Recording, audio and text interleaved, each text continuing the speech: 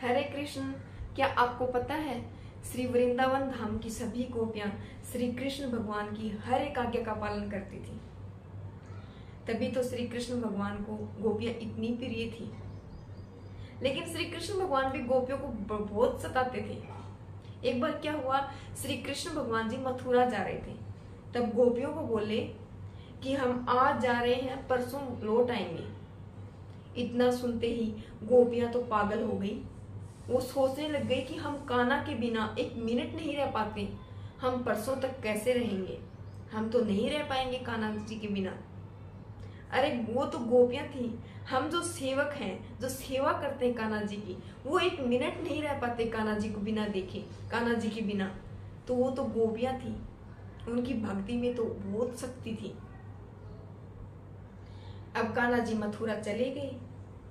पीछे से गोपियां रो रही हैं, कान्हा जी की वस्तुओं को देखकर रो रही हैं। एक गोपी यमुना जी के किनारे बैठकर हमारे कान्हा का चित्र बना रही है। दूसरी गोपी ने देखा तो आकर पूछा कि सखी क्या कर रही हो, हमें भी दिखाओ। वो गोपी बोली कुछ नहीं। फिर उस गोपी ने हाथ से वो चित्र ले लिया और देखा तो बोली तो हमारे कान्हा का चित्र है। चित्र तो बहुत प्यारा बनाया है, लेकिन ये अधूरा क्यों बनाया है, इसमें हमारे कान्हा के चरण कमल क्यों नहीं बनाए। अब वो गोपी रोने लग गई तो उस दूसरी गोपी ने उसको हृदय से लगा लिया और बोली पगली रो मत, सच में चित्र बहुत ही प्यारा बनाया है, बस कमी ये है इसमें कि ये अधूरा है। तो वो गोपी बोली ये मैंने जानबूझकर अधूरा बनाया है, इसमें मैंने चरण कमल इसलिए नहीं बनाए क्योंकि अगर मैं चित्र में भी चरण कमल बना देती तो ये चित्र से भी अंतर ध्यान हो जाता। कन्हैया हमको परसों का बोल कर गया था, आज तक वापस नहीं आया। ये चरण कमल ही तो थे जो कन्हैया को मथुरा ले गए, इसलिए मैंने चित्र में ही चरण कमल नहीं बनाए। अब कहां जाएगा।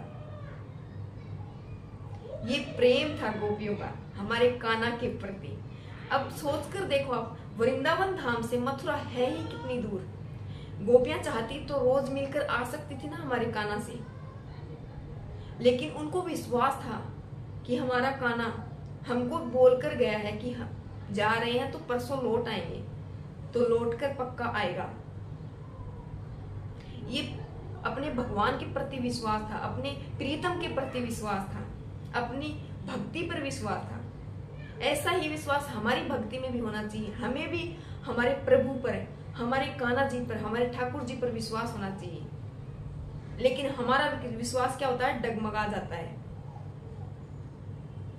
इसलिए हमारे को वो सब कार्य करने चाहिए जिससे हमारे ठाकुर जी प्रसन्न होते हैं। अपनी प्रसन्नता के लिए कुछ नहीं करना चाहिए, हमारे ठाकुर जी की प्रसन्नता के लिए हमें सब कार्य करने चाहिए।